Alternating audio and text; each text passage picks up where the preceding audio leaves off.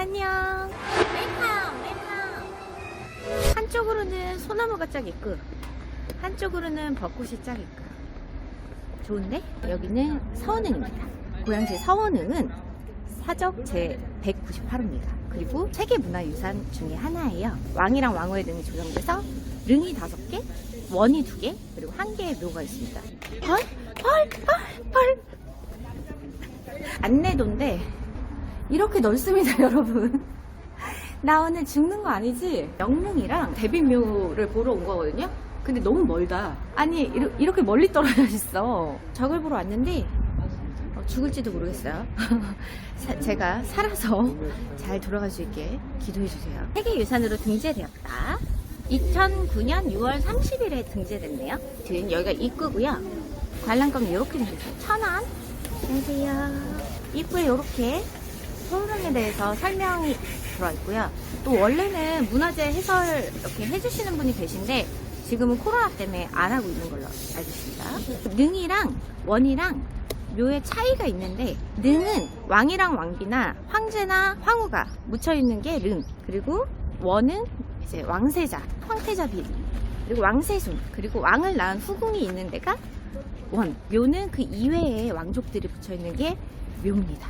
여기를 선택한 이유가 그 3가지가 다 있어요. 그래서 약간 비교를 해드리려고 왔습니다. 지금 뒤로 쭉 보죠. 엄청 높죠. 엄청 크고. 이 길로 걸어가라고 써있네요. 길을 보시면 이렇게 항로라고 되어 있죠. 근데 이게 원래는 신도예요. 그리고 어로 이렇게 되어 있는 거는 이제 왕이 걸어가는 길. 그리고 여기는 신이 들어가는 길이에요. 향이랑 춘문을 들고 가는 길이래요. 신들이 다니는 길이라서 넓죠. 상대적으로 왕이 갈 수 있는 길은 좁아요. 앞으로 쭉 걸어가 볼게요. 왕이 가는 길이 근데 되게 울퉁불퉁하고 좁네요. 그리고 그 이외의 사람들은 옆으로 걸어가는 거예요. 그래서 저기까지. 이게 되게 촌스러운 느낌인데 어떻게 보면 화려하고 예뻐서 좋아합니다, 저는. 뿅. 여기 이제 제사를 여기서 지내는 거래요. 저 앞에 묘를 보고 여기서 준비를 해가지고 제사를 이렇게 지내는 거죠. 음식들이 좀 뭔가 확실히 그냥 일반적인 그런 느낌은 아니네요. 여기 묻혀 계신 분이 숙종이랑 인현왕후예요. 저 뒤에 인현왕후가 죽고 나서 다시 드린 제2갭이에요. 그 왕후의 묘가 따로 이렇게 있습니다. 첫 번째 인경왕후가 죽고 나서 드린 2갭이를 같이. 근데 진짜 양지 바른 곳에 정말 좋은 위치에 딱 있네요. 계속 올라가겠습니다. 홀이 너무 많아. 숙종이라던가 뭐 세종이라던가 뭐 세조라던가 이런 건 돌아가시고 나서 받은 그런 묘호에 앞에 2글자만 딴 거예요. 신하들이 지어주는데 존경의 의미를 담아서 지은 거래요. 그리고 숙종의 그 숙자가 엄숙할 숙자예요. 이름에서도 굉장히 이제 신하들이 되게 무서워했다라는 거를 느낄 수 있다고 합니다.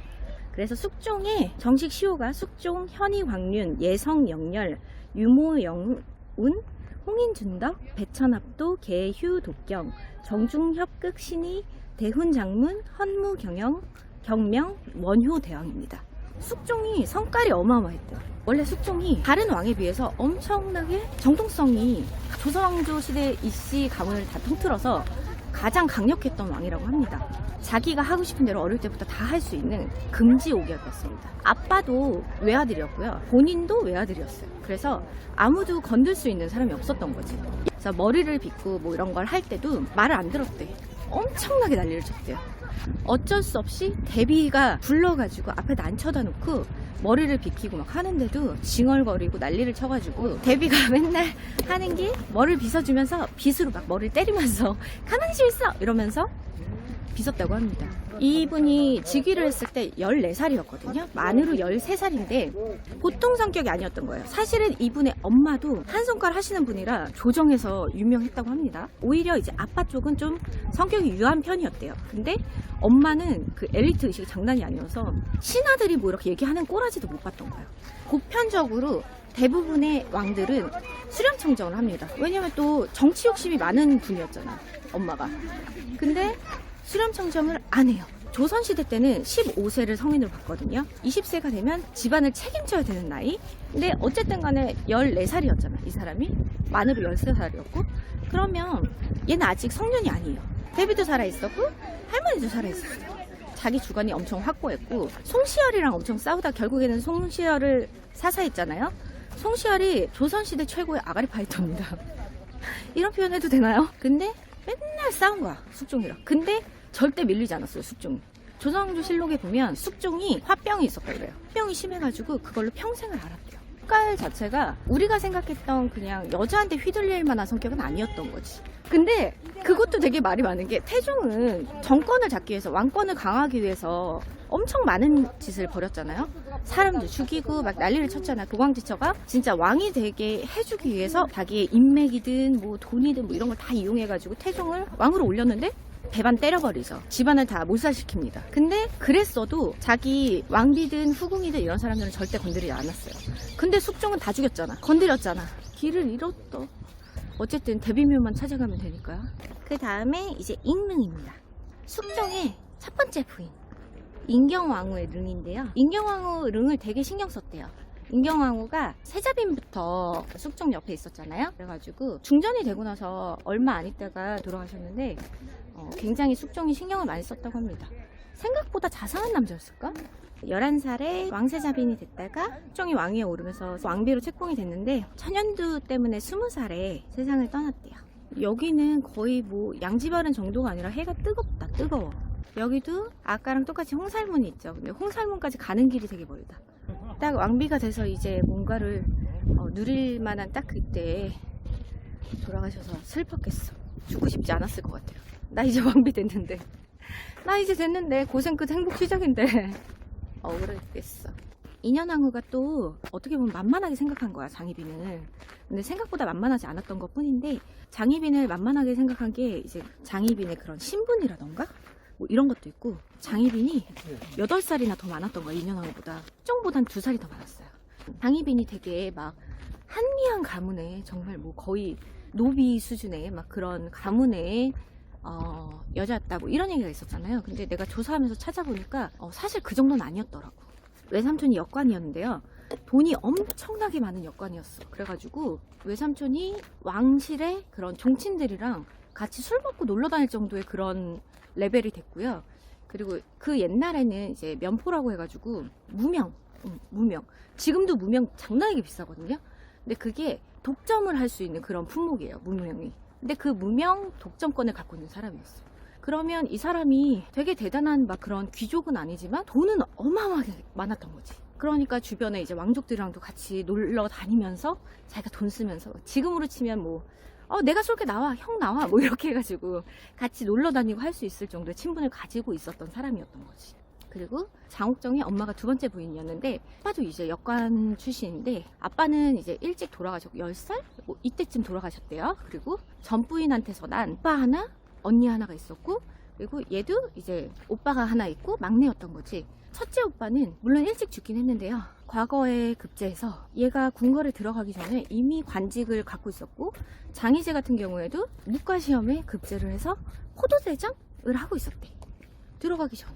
그럼 우리가 알고 있는 거랑 얘기가 좀 다르지 않나요? 장옥정이 다 먹여 살리고 뭐 되게 막 그런 노비 출신의 막 되게 뭐 궁녀로 들어가서 뭐 힘들게 약간 이런 느낌은 아니었던 거지. 새로운 그런 학설? 이론도 되게 많고, 조사하면 조사할수록 나의 가치관에 혼돈이 오는 거야. 제가 등산을 온 건가요? 문화재 탐방을 온 건가요?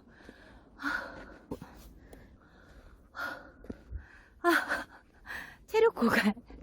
아니 여기 너무 이 경사도 보입니까? 여기가 이제 소나무 길인가 봐요. 소나무가 이렇게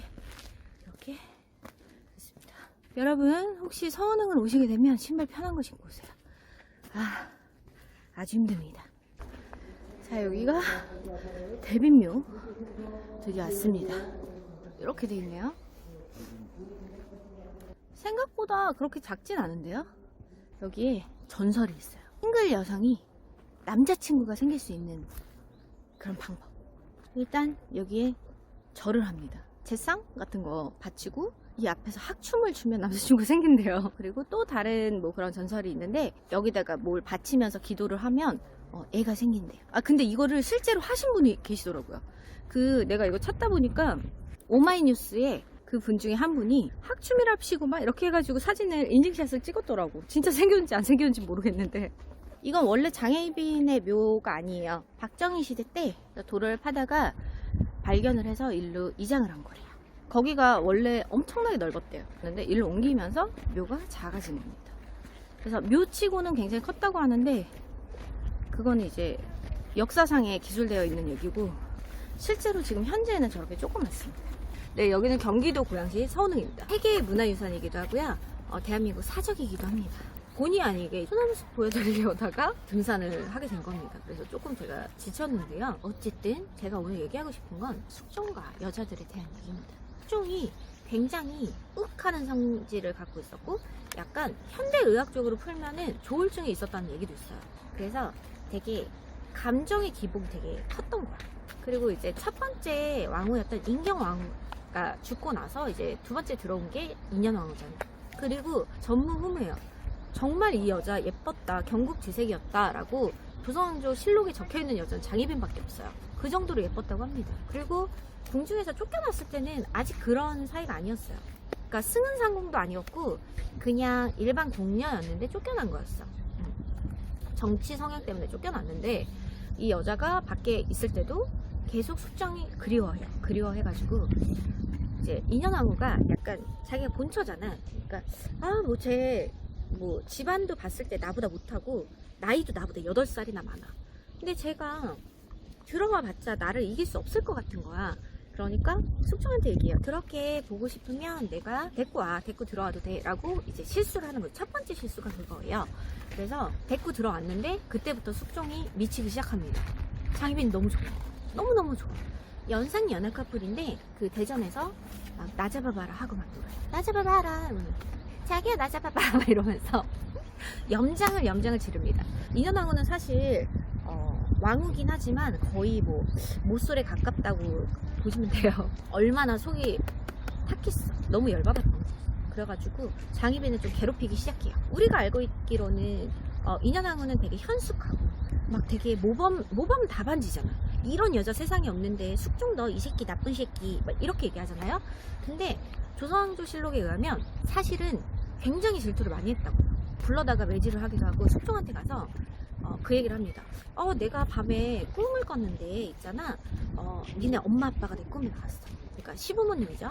니네 엄마 아빠가 내 꿈에 나와가지고 원래 장희빈이랑 나랑은 원수지간인데 다 쫓겨났던 그 남인 세력 있잖아. 걔네랑 같이 힘을 합쳐가지고 얘가 나라를 전복시키려고 해. 그리고 어머니 아버님이 나한테 뭐라 그러셨냐면 나는 아들도 되게 많이 낳고 자식도 되게 많은 아을팔자인데 장희빈은 애 못 낳는데 그러니까 너 걔 멀리에 걔 아무리 그렇게 해도 네가 걔한테 왕자 못 봐 라고 얘기를 한 거지. 숙종이 그 얘기를 듣고 약간 해요. 그러고 나서도 숙종이 반응이 없으니까 또 가서 이간질을 막 해요. 뭐라고 얘기를 했냐면 너 장희빈 걔가 예뻐 보이지? 근데 걔가 사실은 네가 전생에 죽인 활로 쏴 죽인 동물의 화신이야. 그래서 걔가 다시 태어나서 너한테 복수하려고 하는 거야. 너 걔랑 붙어있으면 죽어.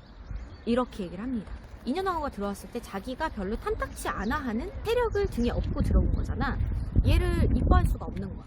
자기는 그리고 마음에 딴 여자가 있잖아. 얘가 자꾸 이간질하니까 더 짜증이 나는 거지. 얘가 분명히 그 얘기를 했잖아. 니네 엄마가 그랬어. 니네 아빠가 그랬어. 내 꿈에 나와서 장희빈은 임신 못한대. 걔 장욱정은 애가 없대. 평생 애가 없대. 그렇게 얘기를 했는데 장희빈이 대뜸 임신을 한 거지. 임신을 하고 아들을 낳죠. 경종을 낳아요. 그러니까 숙종이 완전 짜증 난 거야. 얘 이간질 장난 아니네. 얘 안 그렇게 봤는데 진짜 나쁜 지지배네? 라고 생각을 한 거야. 그래서 가만히 두면 안 되겠다 이러고 있는 찰나에 첫 아들을 낳았으니까 얘를 원자를 만들고 싶은 거야. 원자를 만들고 싶은데 신하들이 반대를 해. 송시열님이 등판을 하십니다. 그래서 미친 듯이 싸워요. 서인들이 이제 얘기를 하는 거야. 완전 나이도 어리고 충분히 아들 낳을 수 있는데 내가 아들 낳았다고 그걸 원자를 만든다고? 그건 아니지 라고 하면서 미친 듯이 싸웁니다. 좀 열이 받은 거야. 감히 내 말에 토를 달어? 니까 것들이 감히 내 말에 토를 달어? 완전 열받은 거야. 내 말에 반대? 다 쳐냅니다. 그래서 송시열도 기양 가고 누구도 기양 가고 누구도 기양 가고 다 기양을 보냈어. 근데 그래도 반대해? 그럼 죽여버려요. 다 죽여요. 그리고 나서 이제 중전이 남았죠. 중전이 남았는데 결정적으로 중전이 이제 폐위된 사건이 있어요. 중전이 생일이었던 거야. 그래서 인현왕후가 생일이니까 생일에 원래 생일 그 문안을 드려요. 신하들이 가가지고 문안도 드리고 그 밑에 비빈들도 가서 문안을 드리는데 그때 당시에 숙종의 증조 할머니 상중이었어. 그래가지고 문안에서 받지 말아라. 어떻게 보면 아무것도 아니야. 받을 수도 있지. 근데 이제 숙종이 짜증이 나 있었던 거지. 우리 증조 할머니 돌아가셨는데 네 생일 뭔데? 하지 마 하고 어명을 내려요. 근데 받았어. 인현왕후가 뭐래. 인현왕후 입장에서는 짜증나지. 지금 제가 아들 낳은 것도 승질나 죽겠는데 내 생일 중요하잖아요. 생일 되게 중요하잖아. 근데 내 생일 인사도 받지 말라고? 미친 거 아니야? 이러고 무시하고 인사를 받습니다. 완전 열을 받았어요. 그래서 생일 다음날에 바로 쫓아냅니다. 인현왕후 바로 쫓겨나고요. 그러고 나서 이제 장희빈을 중전으로 올리고 그리고 원자로 책봉하고 그 다음에 세자로 책봉하고 뭐 그런 일들이 순차적으로 쫙 있었죠. 동의가 등장합니다. 최숙빈 님이 나오셔. 근데 최숙빈은 원래 이제 어릴 때 부모를 일찍 잃고 무술이로 궁에 들어와요. 무술이로 궁에 들어와서 있는데 이건 썰이에요. 썰인데 그 서인 세력에서 의도적으로 집어넣은 사람이라고 얘기를 해요. 옆에서 이렇게 베갯머리 송사라고 해서 이렇게 막 텁니다. 우리 중전마마 너무 불쌍해요. 다시 모셔와야 되는 거 아닌가요? 막 이러면서 이제 이빨을 막 털어요. 또 우리 숙종이 또 기가 팔랑팔랑합니다. 그리고 장희빈한테 이제 조금 마음이 이렇게 떨어져 나가고 있는 상태였던 게 장희빈이 둘째 아들을 낳았는데 금방 죽었어요. 그리고 이제 숙빈이 또 아들을 낳았죠. 인영궁이라고 해서 영조를 낳습니다. 아들을 낳았으니까 일단은 둘째 아들이 생긴 거잖아. 그러니까 뭐 굳이 뭐 세자도 있지만 뭐 이쪽 아들도 있고 뭐 이런 상황이었어요. 인현왕후를 중전으로 복위시킨 게 아니라 인현왕후가 5년 동안 사저에 있으면서 되게 많이 아팠대요. 뭐 아팠겠지, 힘들었겠지, 막 스트레스 얼마나 받았을까. 그 자존심에 나 엘리트고 나 제일 세상에서 제일 잘났는데 제일 잘난 여잔데 나를 내쫓았어. 네가 감히? 병에 걸리고 아프고 제대로 먹지도 못하고 누가 챙겨주는 사람도 별로 없고 이제 폐서이니까 챙겨주는 사람도 없고 이래서 되게 많이 아팠대요. 다시 불러오는데 중전으로 불러오는 게 아니라 서궁이라고 해서 덕수궁 거기 살게 하려고 그냥 그렇게 불러왔는데 이제 신하들이 얘기하죠. 서인들이 또 막 이빨을 텁니다. 왜냐면 이 사람들은 인현왕후가 올라와야 중전으로 올라와야 자기들이 다시 득세할 거 아니야. 그러니까 우리 가문을 살리려면 인현왕후가 올라와야 되는데 얘를 떨어뜨릴 생각도 안 하고 장희빈을 떨어뜨릴 생각도 안 하고 인현왕후를 올려줄 생각도 안 하는 거야. 그래서 막 고민을 해요. 막 옆에서 이렇게 하니까 또 팔랑팔랑한 우리 숙종님이 하께서 어떻게 할까 하다가 중궁전을 비우라고 해요. 장희빈한테 중궁전을 비워. 너 나가고 얘가 들어와. 근데 그게 인현왕후가 그 받았던 폐서인들 때 받았던 그 죄가 무죄다 이렇게 해가지고 이제 다시 모셔온 것도 아니고 아니면 장희빈이 죄가 있어가지고 내려간 게 아니고 원래 이제 조선시대 때 그랬대요. 원래 본처가 있잖아요. 조광지처가 있잖아요. 본부인을 이제 내쳤다가 새로 부인을 들였는데 본부인을 다시 이제 데려오게 되는 경우에는 새로 들여온 부인을 이제 처가로 보내거나 아니면 첩으로 강등을 시킨대요. 원래 그런 규정이 있었대. 그 규정에 따라서 그렇게 된 거래요. 그러니까 쫓겨나거나 누가 벌을 받거나 뭐 이런 상황이 아니라 그냥 당연스럽게 그냥 그렇게 흘러간 거지. 그래가지고 장희빈은 그렇게 희빈이 됐고요. 그리고 중전은 들어와서 계속 아팠대. 이러저러한 병명이 쫙 있더라고. 병명이 쫙 있는데 그거를 이제 인현왕후가 얘기를 합니다. 사람들이 그러더라. 장희빈이 나 저주해가지고 내가 이렇게 시럼시럼 아프고 그래서 내가 지금 죽어가는 거래. 쟤 때문이래. 그러니까 바로 인현왕후가 죽은 게 아니라요. 중전이 다시 되고 나서 복위가 되고 나서 1년 반 정도를 미친 듯이 아팠대. 미친 듯이 아프다가 결국에 죽은 거죠. 자, 이제 숙빈채 씨 어떻게 해야 돼? 자기도 아들이 있잖아. 근데 자기는 이제 중전 쪽에 이렇게 서가지고 줄을 댔는데 중전이 죽었고 그럼 장희빈이 만약에 다시 중전이 되면 자기 죽을 거 아니야. 그러니까 숙종한테 가서 이간질도 합니다. 있잖아요. 장희빈이 그렇게 해가지고 그래서 인현왕후가 죽었대요. 또 우리 숙종 귀가 얇아요. 귀가 되게 얇아. 또 욱하고 막 이러니까 조사도 안 하고 장희빈을 야, 너 죽어 라고 얘기를 합니다. 자진을 명령을 해요. 그래서 뭐 우리가 알고 있기로는 장희빈이 뭐 사약을 마시고 뭐 하다가 뭐 경종을 불러다가 이거 쥐어 뜯어가지고 고자를 만들고 이랬다고 하잖아요. 그런 내용이 없어. 이제 학설로 따지면 목을 매서 이제 자진했다라는 설이 제일 강하대요. 사약을 받았다는 내용이 아예 없대요. 이 사람이 원래는 이제 뭐 폐비가 돼가지고 나가서 밖에서 사약을 받고 죽거나 이래야 되는데 궁 안에서 이렇게 자진을 명받았기 때문에 사약을 받지 않았을 거라고 얘기를 하더라고요. 그러고 나서 장희빈이 죽었잖아. 죽었는데 이제 조사를 시작합니다. 원래 누가 무슨 죄가 있어 이러면 원래 왕이 막 심각한 상황이면 친국을 하잖아. 그래서 막 조사를 하고 막 죄인 때려가지고 야 너 풀어 막 이렇게 해가지고 하잖아요. 근데 그런 거 없이 장희빈은 죽었고요. 그러고 나서 조사를 막 해요. 조사를 하는데 증거가 안 나오는 거야. 증거가 없어. 증인만 있어요. 증인이 누구다? 숙빈 최 씨의 궁녀. 그렇게 사건이 마무리됩니다. 그러면 이제 장희빈, 인현왕후, 그리고 숙빈 최 씨. 그 세 명의 여자가 있는 거잖아요. 그러면 숙빈 최 씨가 동의가 승리자일까요? 동의가 숙종의 정말 진짜 찐사랑이었다. 그리고 마지막까지 동의를 너무 좋아했다. 뭐 막 그런 얘기가 있잖아. 근데 사실은 숙빈이 쫓겨났습니다. 이 상황이 다 생기고 나서 그러면 중전도 죽었고 총애받는 후궁도 사사당했고 그러면 이제 남은 건 숙빈 최 씨잖아. 왕자도 나왔고. 근데 숙종이 법을 만들어요. 이제부터 앞으로 빈들은 중전하지 마. 중전 못해. 이렇게 법을 만들고 인원왕후를 드립니다. 인원왕후를 드리면서 인원왕후가 들어오기 전에 숙빈 최 씨를 내쫓아요.